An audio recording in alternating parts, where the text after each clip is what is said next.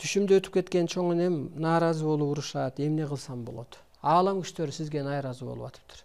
Чоң эне деген бул чоң энергия болот. Жолуңуздан кайтыңыз, эскичиликтен кайтыңыз, ааламдык илимге калыптанып тазаланыңыз, нурданыңыз. Арыстан мырза, жараткан сизге күч кубат берсин. Сиз айткандарды дүйнөлүк тарыхчылар далилдей баштады. Далилдейт, эми ушу даяр адамдар келет, даяр окумуштуулар келет. Ыраазыбыз, рахмат. Ата бабаларыбызга Куран окуганыбыз туура эмеспи? Туура. Кыргызча Куран окуйду. Келиңиздер ушуну окуп берейин. Куран бул Кудайды мактоо, ушуну эсиңизден чыгарбаңыз. Жана кыскача Куран. Куран китеби эмес, кыскача Куран. Мына кыргызча Куран ааламдан берилген. Эстеп алыңыздар, жазып алыңыздар. Кудай, Теңир ааламга, ааламды, адамзатты, табиатты башкаруучу улуу күч.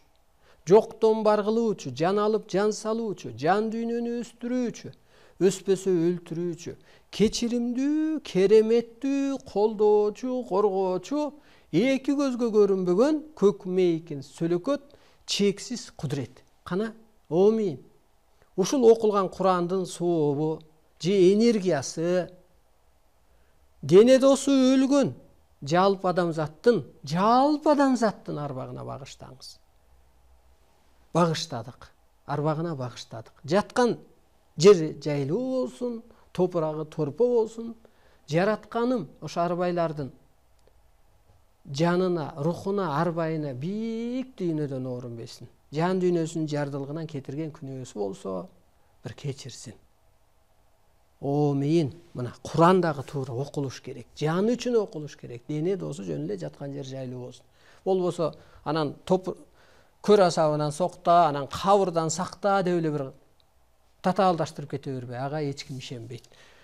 Мына урматтуу улуу журтум, бизге бөлүнгөн убакыт соңуна чыкты. Биз Facebook'та Арыстан Алай Абдылдаев деп, YouTube'та Арыстан Алай Кут деп кирсеңиздер ушул илимдер бар, сакталуу, ошону угуп, энергия өткөрүп, өзүңүздөр калыптанып, мугалимдер бар, окумуштуулар бар, саясатчылар бар, журналисттер бар, ушу сөздөрдү жатыктырып, эмелеки дүйнөгүлөр, окумуштуулар айтып атат дегендей бир бийиктикке калыптаныңыздар, көккө айланыңыздар.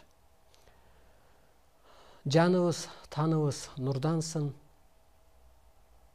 Ошол нурданып, өлүм сыноосунан, кырсык кыйынчылыктан кутулуп, ааламдык кызматыбызды, арбайлык, кудайлык кызматыбызды кылып, адамзатка багыт берип, адамзатка бата берип, адамзатка мээрим төгүп, ушул аларды дагы нурдантып, ааламдык түшүнүккө, ааламдык жашоого өткөрүп алалы. Эмки эфирде жолукканча сак, саламатта болуңуздар.